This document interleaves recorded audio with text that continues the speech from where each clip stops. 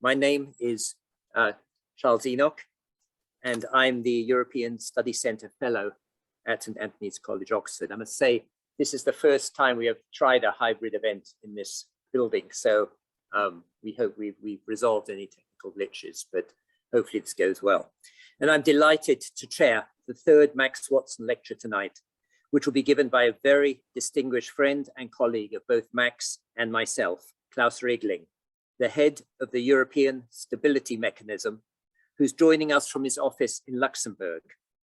And I'd like to thank all of you who have joined us, whether in the InvestCorp building here in St Antony's College or remotely on Zoom. I'd like to thank Hartmut Meyer, the director of the ESC, for hosting the European Political Economy program for the last several years, and Julie Adams and her team for finalizing the arrangements and putting the technology together so that we can meet now. Max Watson had a distinguished career at the Bank of England, the International Monetary Fund, the European Commission, and lastly here at St Antony's College. Never one to think of retiring, he founded and directed the Political Economy Financial Markets program here, where his deep and wide knowledge, together with his effervescence and good humor, informed and charmed those around. After his passing in 2014, the Max Watson Memorial Lecture Series was established.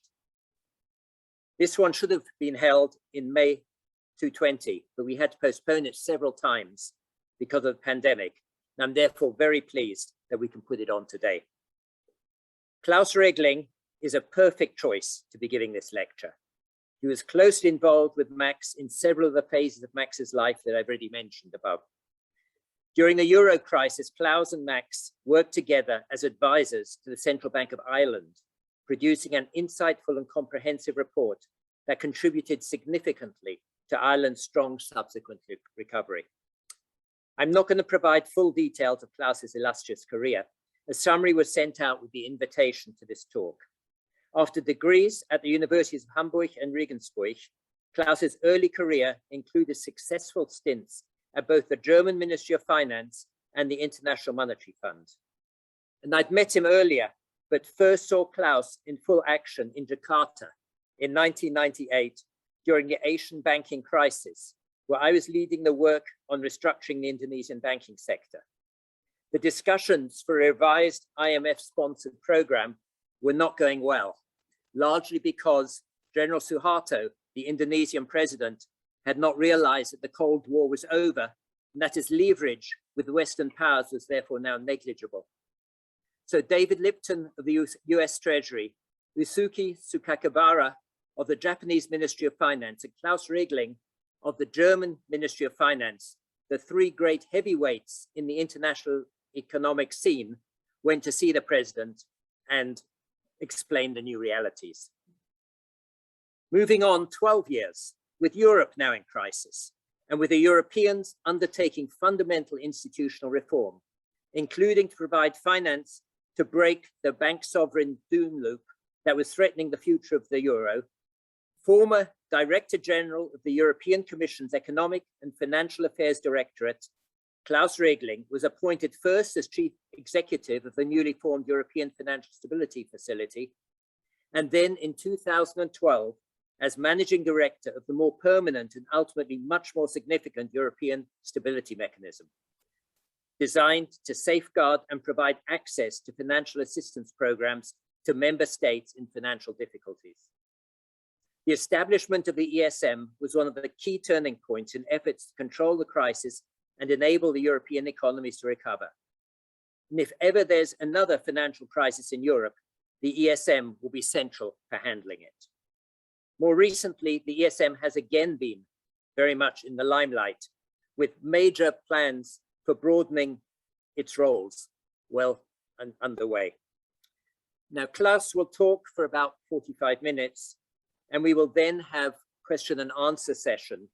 The talk's being recorded, and then we'll switch off the recording with a Q&A on the basis of Chatham House rules. Our live audience is encouraged to pose their questions directly to Klaus. If it's not audible, I will repeat them, and he'll be able then to hear but not to see the audience. Our Zoom audience is equally encouraged to submit questions through the Q&A function, which either I or my colleague Adrian Chisti will then read out and sort and pass on to Klaus. And I look forward to a deep and lively discussion, so let me apologize in advance if we cannot cover all your questions. And with that, I hand over to Klaus to give the third Max Watson lecture. Well, thank you very much, Charles, for your kind introduction and for inviting me. And it's a great pleasure to be back in St. Antony's College, although it's only virtual. When I was there twice during the last decade, it was much more fun to be on the spot in person. That's not possible today. We are still in this hybrid world. But hopefully one day this will happen again, in the not too distant future. It's really a great honor to speak tonight and to give this third Max Watson Memorial Lecture, because Max was my former boss at the IMF. He was later my colleague. Charles talked about that. But through all those years, he was also a dear friend. And I had the privilege to work with him for more than 30 years.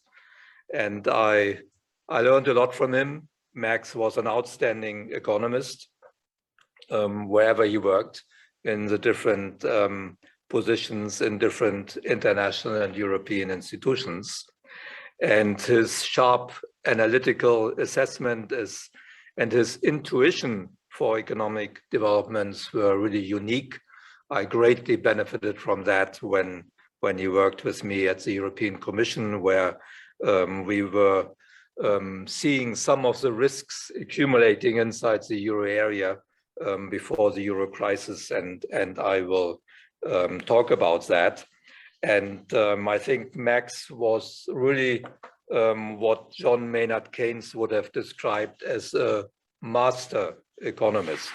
And you can look up the definition of that. It really fits him quite well. Last time I spoke in Oxford was last time I spoke at St. Antony's College. I've been in other colleges as well, but last time at St. Antony's, and Max was moderating that seminar. That was in 2013. And Max called me the midwife of the Euro project. So I think if Max were here with us tonight, he would not be surprised that I will speak mainly about the Euro. The Euro has been part of my professional journey for 4 decades. I am a convinced European, and I believe that the Euro is an essential element of European integration, and that its role is also crucial for strengthening Europe's sovereignty. During the years Max and I worked at the IMF, we witnessed, this was in the 80s, the vulnerability of the international financial and monetary system, which depends mainly on one currency, on the US dollar. The dollar has been, of course, the dominant global currency throughout the past decades, at least since World War II.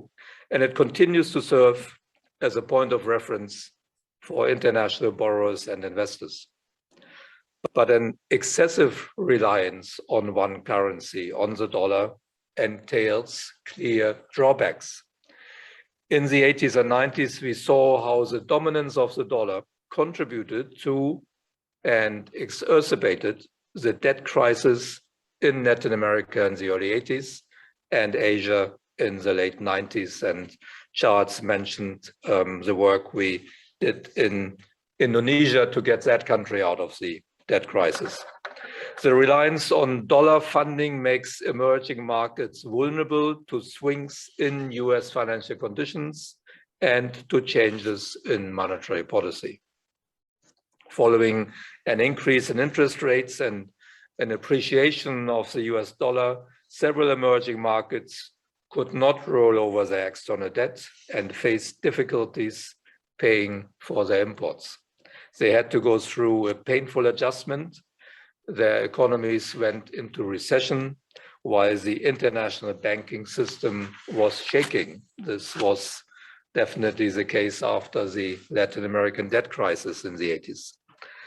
And by now, I think it's well documented how US monetary policy can induce shocks to global financial markets.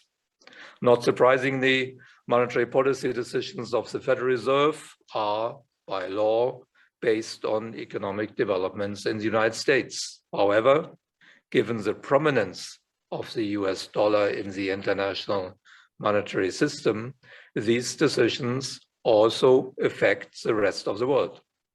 The impact on capital flows to and from emerging markets is often particularly large. Valuation effects on foreign debt denominated in one currency can be devastating, and that's exactly what Indonesia experienced in late 1997 and early 1998 when the Indonesian rupiah devalued by 90%, which means all debt denominated in foreign currency went up by the factor of 10 when measured in rupiah. And when that happens, nobody's able to repay. Against that background, it's interesting to see what's happening to the international monetary system. And the launch of the euro was not only a milestone in European integration, but also the most important change in the international monetary system since the creation of the Bretton Woods system. Now, more than 20 years in existence, the euro has become a symbol of European integration. Over 340 million European citizens use the euro every day across the euro area. And with 79% of citizen support, the euro is today at its peak of popularity since 2004. The euro is also a project to advance Europe in the global economy. That is why its external dimension, and that's the international role of the euro, has become more important. The euro is a symbol of Europe on the world stage. It is a currency that has achieved a global standing and contributes to the stability of the global economy and the international financial system. But already in the early days of the euro, during its first decade of existence, Max Watson put his finger on the one weakness of the European Monetary Union that had to be addressed for the euro to become a stable and viable alternative on the global scene. In a report by the European Commission that Max co-authored in 2006, well before the euro crisis was triggered, he found that the macroeconomic imbalances in the euro area were destabilizing countries' competitive positions. And you see that here on this chart, and I will talk about that in a moment. The diagnosis that the competitiveness of individual countries inside the monetary union were heading towards the problem were right on the mark. A few years later, the euro came under such severe threat that some economists and market analysts were predicting its collapse. This was the consequence of two crises that hit Europe. First, we had to deal with the US subprime crisis, which went around the world, of course, and affected all countries around the world, including Europe. But soon afterwards, the euro area went through a second crisis, and this was a homegrown crisis. We could not blame anybody else for that. Our own sovereign debt and competitiveness crisis. And Max had cautioned correctly already by 2006 that ill-designed economic policies and particular wage developments would lead to a loss of competitiveness in several euro area countries. And on this chart, you see unit labor costs in the 5 countries that needed support from my institutions, the EFSF and ESM, it's very visible that some countries inside the euro area during the first decade of monetary union had an increase in unit labor costs that was 30, 40 percentage points more than the increase in unit labor costs in Northern Europe. And it's this divergence that created then problems, because this means countries lost competitiveness compared to the other countries inside the monetary union, and that's why they had huge trade and current account deficits. So that was one important trigger of the euro crisis, this loss in competitiveness. Sometimes we talk about a sovereign debt crisis, but that was only true in some countries. It was true in Greece, where also the large fiscal deficits contributed to the euro crisis. And particularly, some of you may remember when all of a sudden the numbers in Greece were revised, and Greece showed fiscal deficit of 15% of GDP in 2008, but also a current account deficit of 15% of GDP. So really huge macroeconomic imbalances at that time, and at least 5 countries were affected by that. Now the markets until the autumn of 2008 had not really differentiated sovereign risks across the euro area.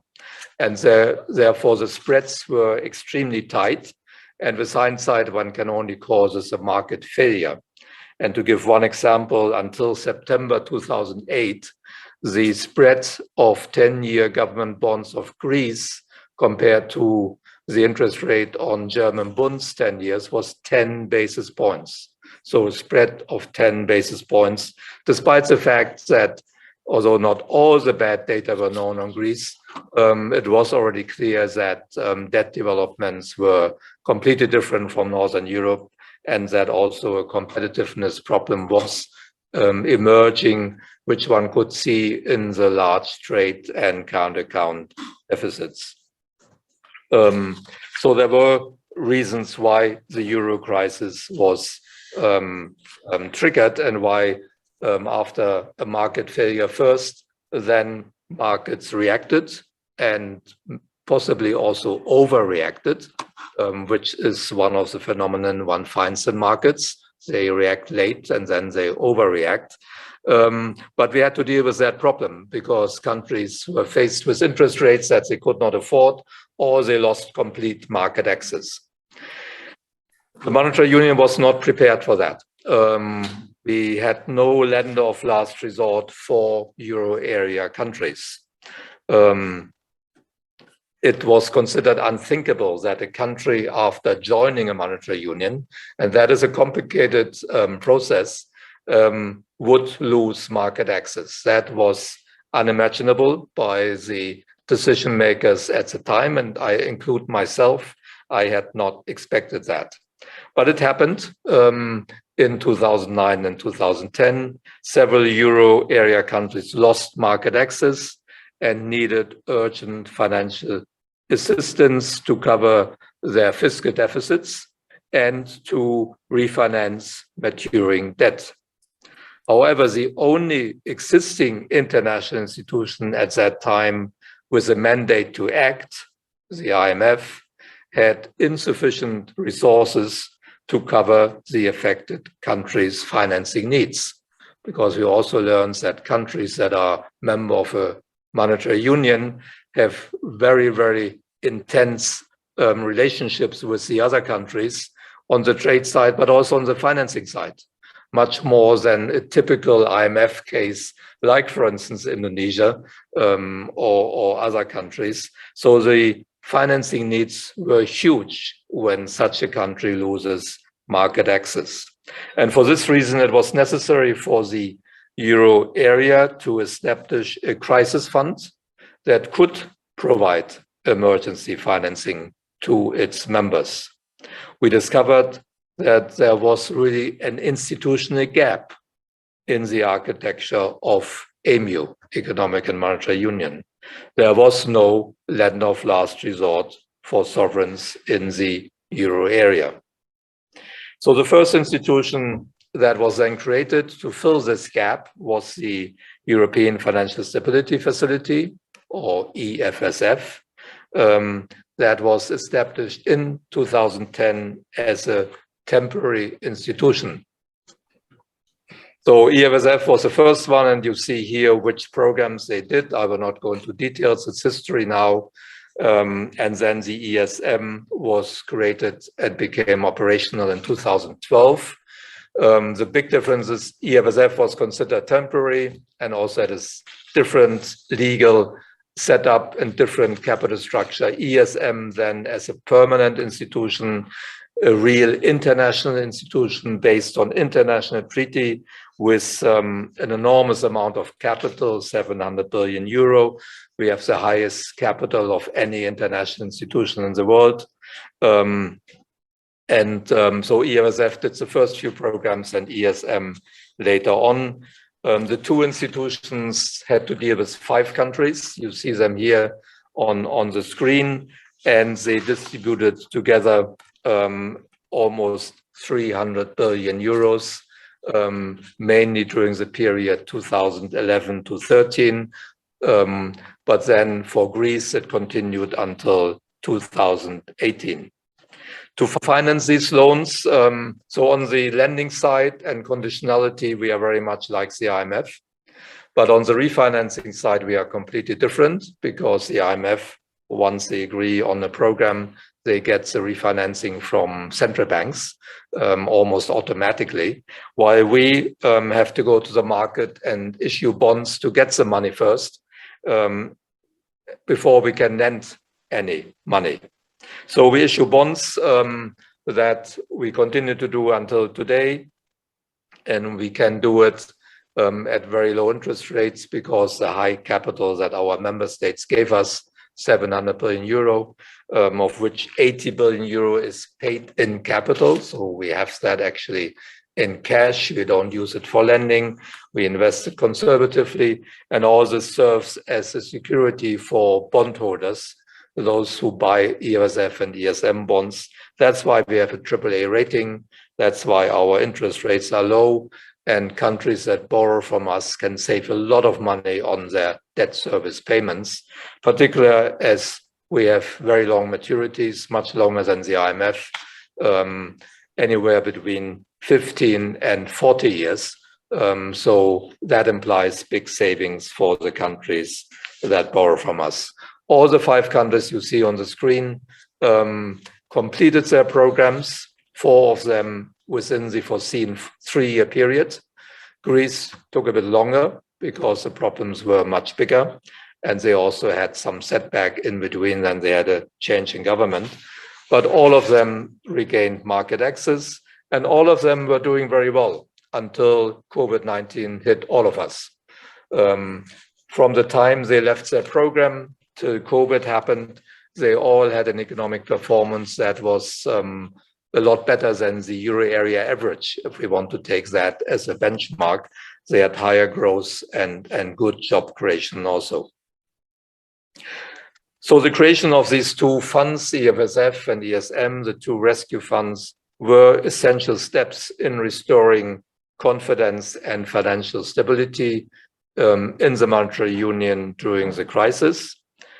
ESM was a key contributor in overcoming the crisis by providing money with conditionality, very much like the IMF works, tackling the problems that led in each country to the loss in market access. And as Max Watson had prescribed in a really still readable paper he produced in 2005 and 2006, it became the main policy thinking in Europe that internal devaluations would be a key element in adjusting competitiveness.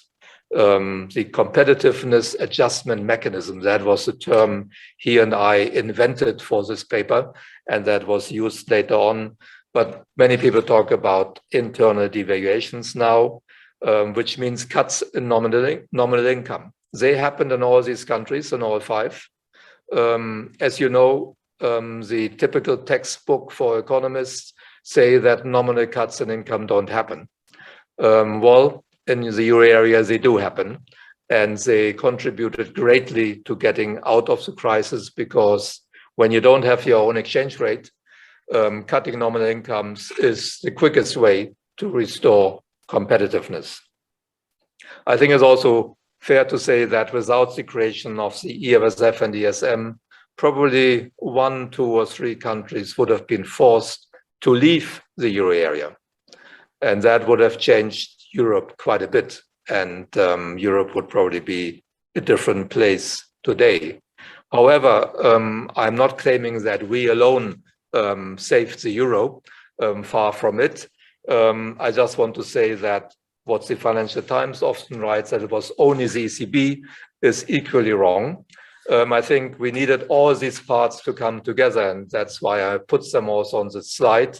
We needed the active monetary policy. We needed Mario Draghi to say in July 2012 that the ECB would do everything that was needed. That was important to change expectations in the markets. We needed closer policy coordination in the monetary union. We needed the reforms in the countries that had lost market access, because if they had not worked on that, the crisis would still be with us. Despite all the good monetary policy, despite the ESM, if they had not done the necessary adjustment and still had fiscal and current account deficits of 50% of GDP, the crisis would not be over. It was over a long time ago, because they did what had to be done, very painful adjustment, but unavoidable when macroeconomic imbalances become so strong.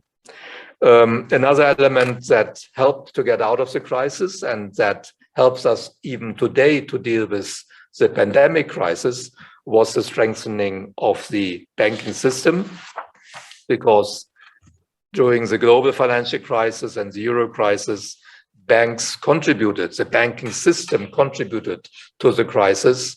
That is not the case now. Since the COVID crisis last year, banks have not been a problem. They are much stronger today, and I will talk about what we did to get there. They also doubled their capital. The European banks have doubled the size of the capital today compared to what it was in 2010. But also one of the elements is the creation of EFSF and ESM. I think all of these things had to come together to get us out of the crisis. Let me talk a bit more about the banking system, because that's also important for the future of monetary union. Here you see the different things that happened last decade. We really did a lot to strengthen the institutional architecture of the monetary union, or what we call now the banking union.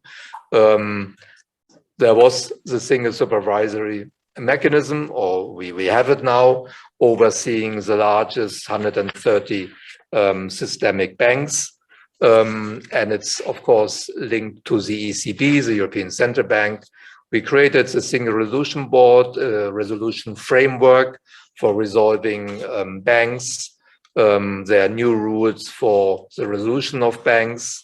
We also created already in 2010 the ESRB that monitors macroprudential risks, something that also other countries did. The UK created a similar institution, and the United States. And there were also other bodies like EBA, European Banking Association, and similar bodies for securities markets, insurance companies. Banks, as I said, doubled their capital since 2008. So really a lot happened. It does not mean that there are no problems in the European banking sector, but compared to 10, 12 years ago, really a lot has happened. Low profitability is still an issue compared to US banks. So we got out of the euro crisis with all these efforts. The euro did not break up. contrary to what many traders and analysts, particularly in London and Wall Street, had expected. Actually, the number of member countries in the monetary union has increased steadily over the years, and there are currently 19 of the 27 EU member states that use the euro. When the euro was introduced in 1999, there were 11 countries. So we have come a long way from 11 to 19, and more countries are waiting. Croatia has applied to join in 2023, and I think there's a good chance. Final decisions will only be taken by the middle of next year, but they have a chance, and Bulgaria wants to follow after that. So where does the euro stand today in the international monetary and financial system after we got out of the crisis? Despite going through a very serious crisis, the euro firmly established its status as a key international currency during its first 20 years of existence. It is commonly used for trade invoicing, cross-border payments, securities trading, and bank loans.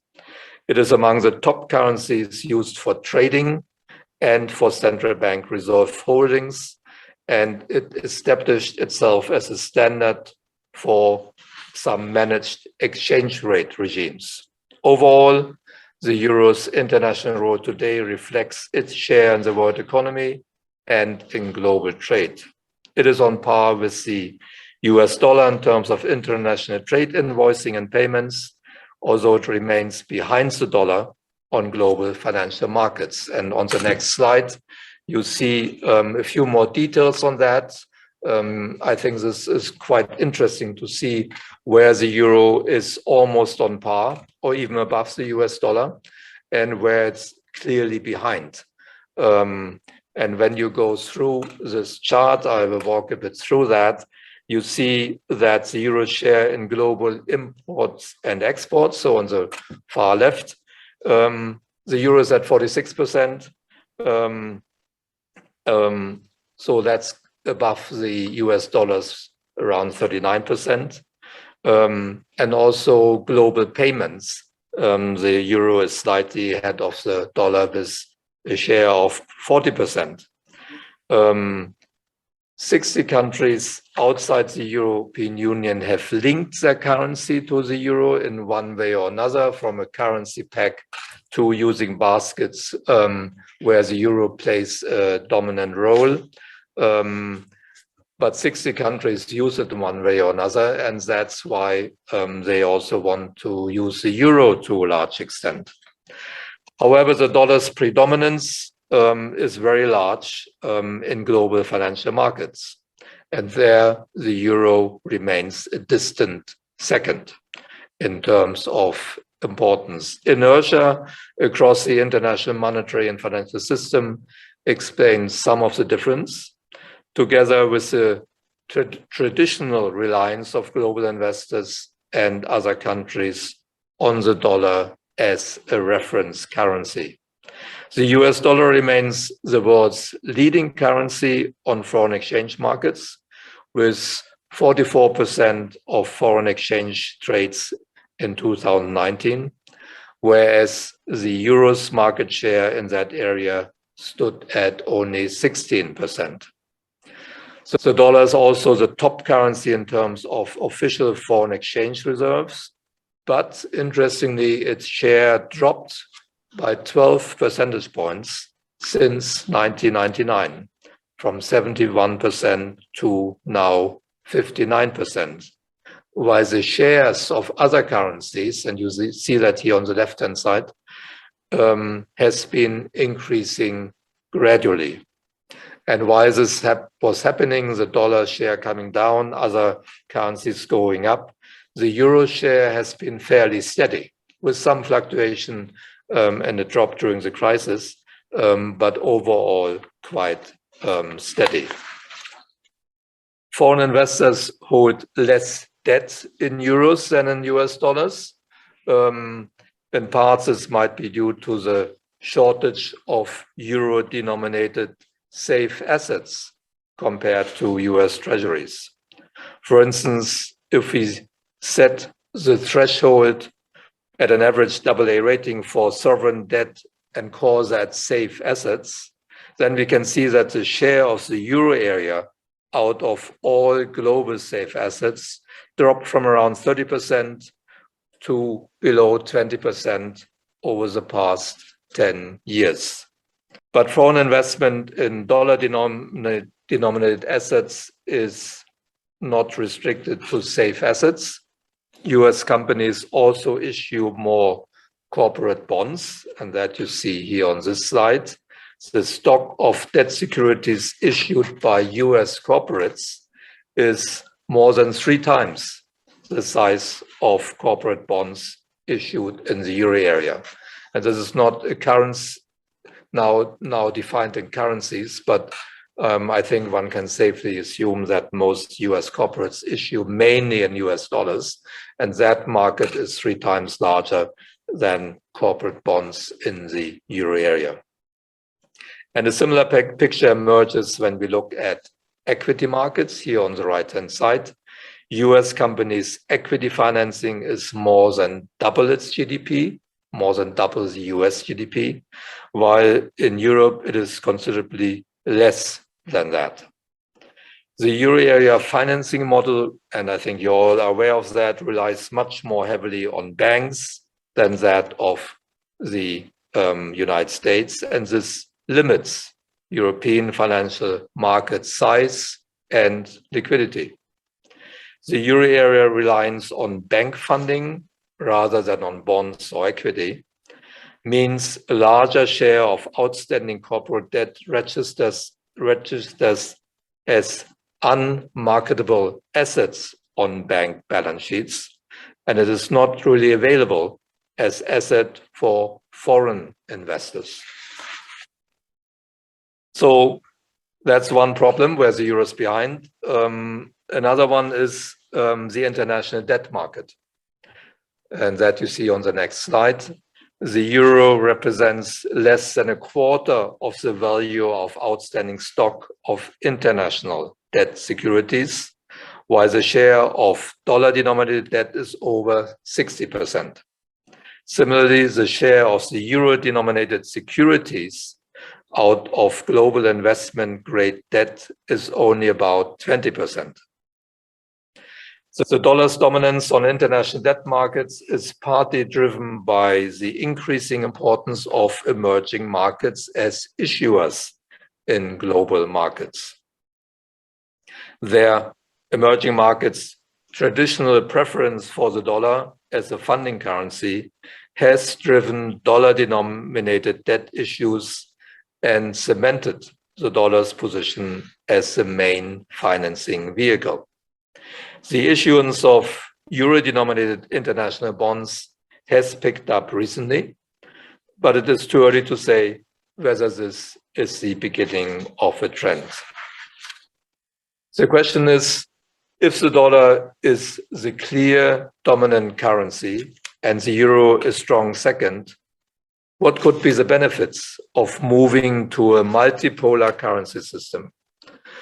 In my view, the international monetary system could function better if it relied less on only one currency. I touched on that already in the beginning.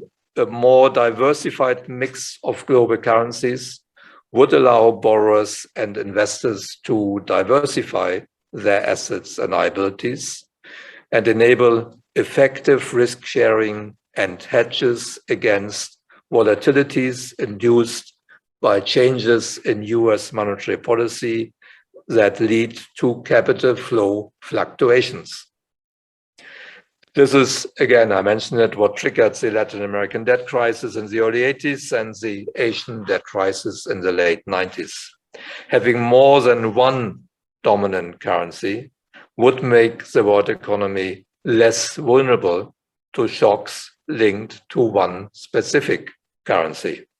Hence, a more prominent international role for the euro, and in addition, one or two other currencies would lend greater stability to the international financial system as a whole. A wider use of the euro for financial transactions and investment can also promote diversification across the international monetary and financial system. We also have to be mindful that in the face of the dollar's dominance, China is determined to elevate the renminbi globally with the opening up of Chinese financial markets and with the Chinese government's active policy support. The Chinese government has made it very clear that one of their policy priorities is to strengthen the international role of the renminbi and to diminish the role of the US dollar. They work very hard on that. And we know when the Chinese government wants to achieve something, they are normally pretty good in getting there. There's also the pound sterling, which plays a role. You see it in that chart. But I think it's important to watch really the renminbi, if you go back one slide, because the renminbi comes from a very, very low level, but it's increasing very fast. The longer-term goal should be a multipolar currency world with the broader use of the euro, also with the renminbi. I think we have to accept that given the size of the Chinese economy, which will surpass the US economy very soon, and possibly other currencies complementing the US dollar. And I think that would help financial stability in the world. Now, what should we do in the euro area? I think, and now looking at the next one, the euro has some clear advantages, and that's the basis for thinking about a wider international role. It explains, of course, why the euro today is clearly the number 2. It's the economic size, it's a very credible legal system, which is a strong advantage. And by the way, also a clear weakness of the renminbi that will keep them back unless they change that. The euro has the advantage of a very independent, the most independent central bank in the world. There's political backing in Europe for the euro. I mentioned that we have more public support for the euro today than at any point in time since the creation of the euro. Financial market development and infrastructure, we need to work on that, but it is there, and we have a clear agenda on improving that further. So I think we are starting from a strong base here.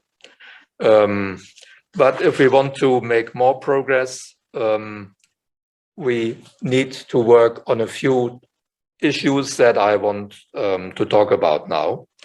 And basically, policymakers in the euro area have 2 tasks today. And when I looked at my speech at Oxford in 2013, I used it's the same sentence that I want to use again today. I said policymakers in the euro area have today 2 tasks: stabilizing the current situation and completing monetary union. Now, 10 years later, the same message is relevant, but fortunately, the emphasis has moved from the former to the latter. Although we are coming out of another crisis, a very different crisis than the euro crisis. The COVID crisis was not triggered by macroeconomic imbalances. It was a symmetric shock with asymmetric consequences. But I think we did the right things. The response was comprehensive and good. So stabilization is there. So we can now focus again on completing monetary union. And when we do that, when we continue with reforms to complete and strengthen EMU, that would also support the euro on the international scene. A key requirement for the euro to expand internationally is that we have domestic policies that rely on two characteristics. That we develop a financial market that is stable and liquid. The bedrock of a currency's international status is the strength of the underlying economy and the stability of the financial system, underpinned by credible institutions. Thus, reforms to strengthen the growth potential in the euro area, member states, and to strengthen the functioning of the financial system overall are crucial. Supporting growth requires addressing longer-term economic challenges and enhancing the perception of the euro globally.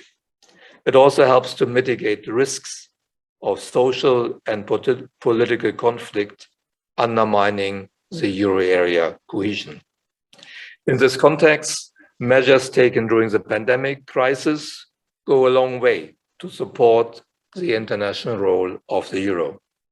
The EU's recovery fund, Next Generation EU, addresses macroeconomic instability with intra-regional transfers and structural reforms. The fund, together with substantial ECB purchases of government debt, helps mitigate sovereign credit risk in high debt countries, and this has enhanced market confidence. The EU debt issuance in response to COVID-19 will also expand the pool of euro-denominated safe assets over the coming years, and you see that here on the slide. A big part of the EU's pandemic support, namely the new EU bond issuance by the Commission, the EIB financing of their support for businesses, and if called upon, the ESM's pandemic crisis support, will increase the pool of European safe assets.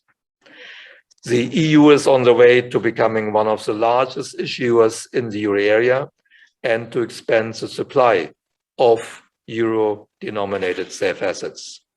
By 2026, a total of 850 billion euro of new EU bonds could be issued.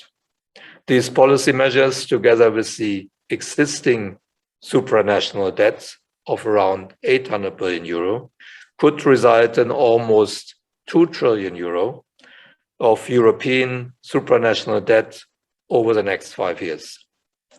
And adding the highly rated national debt could increase the total safe euro assets from about 25% to almost 40% of euro area GDP over the next 5 years. So that's a big increase, a big jump. But even with this jump, it would be considerably less than half the comparable US number, where safe assets, which are basically the US Treasury, which is US Treasury market, account for 90% of US GDP. So we would jump to 40%, but still low. An ample supply of safe assets can help to stabilize European sovereign debt markets and dampen price fluctuations during times of stress. More safe assets would also support financial stability by allowing European banks to substitute their holding of national government bonds with European safe assets. And such diversification would help reduce the spillover risk between the sovereign and the banking sector. Other benefits of more safe assets include an improved monetary policy transmission mechanism, potentially higher interest rates in core countries, which then also means smaller spreads between the member states of the monetary union, and more interest from international investors in the euro. We can see that very well now that we have seen the first few issues done by the European Commission under Next Generation EU, where there's a huge overdemand for these bonds, and a lot of that coming from outside Europe. While progress has been striking in some areas during the pandemic, the euro area still needs more economic risk sharing via market channels as well as via public channels. And that in a way defines the agenda that we have in front of us to deepen monetary union further. A fully integrated financial market would mitigate cyclical divergences between member states through the markets and thus improve convergence. And that's exactly what we see in the United States, where there's a fully integrated financial market, that cyclical divergences of particular regions or states within the US are automatically mitigated by financial market flows. In terms of private risk sharing, much remains to be done in Europe to complete banking union and capital markets union. These can help improve the stability and liquidity of euro-denominated financial markets, which in turn can make also the euro more attractive again for global investors and elevate the euro's global use. A banking union and a single market for financial services, so a capital markets union, would have many benefits. Fewer obstacles to cross-border investment can facilitate a more efficient use of capital. It can open up new ways of financing companies, strengthen competitiveness, and thereby contribute to stronger growth in Europe. This is particularly important now to help the euro area grow again in the recovery phase after the pandemic. But some difficult political decisions need to be taken to complete banking union, including a common deposit insurance scheme, which is very controversial among our member states, but also improved cross-border integration of the banking sector and diversification of sovereign bonds on bank balance sheets. The next important step towards the completion of banking union is the ESM backstop to the Single Resolution Fund. This backstop is an important element of the ESM reform, which will come into force at the beginning of 2022 and help to further improve financial stability in the euro area. Besides banking union, the capital markets union is the other major project to strengthen risk sharing in the euro area. At present, however, the euro area consists of 19 national capital markets with their own rules and barriers to cross-border capital flows. A prerequisite for a capital markets union is the partial harmonization of national insolvency laws, a common corporate tax base, and further supervisory convergence. So these are really complex technical issues that would need to be solved to have a full capital markets union. So even under the best of circumstances, it will take a while to get there. But it would lead to more risk sharing via markets when we achieve that goal. In addition, the euro area would also benefit from more economic risk sharing via public channels.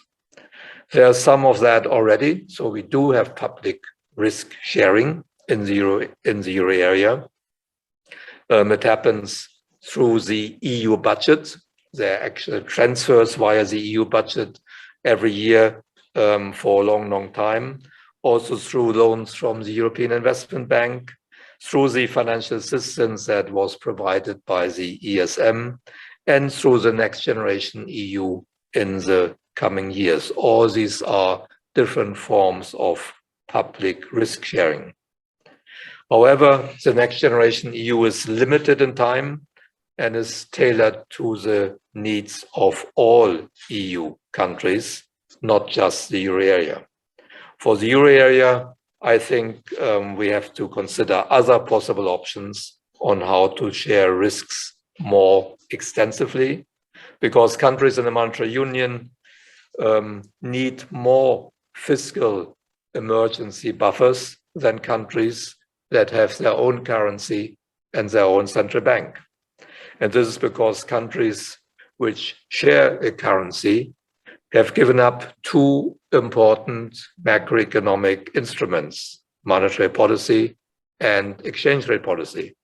The only macroeconomic policy tool left is fiscal policy, and that may be needed more from time to time in a crisis. Therefore, a central fiscal capacity for the euro area would be useful to supplement national budget buffers of member states in a monetary union that get into crisis. The European fiscal space could complement national fiscal space. This does not require transfers. It does not require an annual budget. It's more the idea of a revolving fund that is only activated when it is needed. The ESM could also provide such a tool. Finally, what is also needed to make the euro area more resilient, more robust, and strengthen its international role are all the things that one can put under the heading of financial plumbing. The ECB is working here on several mechanisms. I will not talk about that because we are running out of time. Maybe a word on green and digital trends. I think that's something that really helps the international role of the euro, because Europe is the center of green and sustainable financial markets. More than half of all green bonds have been issued in Europe and are denominated in euro. And I think that will help. Also, another point that will become important over time is the digital euro, on which the ECB has started a work program like many other central banks, but this can also help to make access to euro easier for international investors, and so that will also help. So let me conclude. In its more than 20 years of existence, the euro has become a symbol of European integration. It's still an ongoing project. We are not at the end of deepening monetary union. We have come a long way over the last decade. But the euro has provided a foundation for euro area member states to achieve stability and economic growth. Safeguarding financial stability is an important element of our work at the ESM.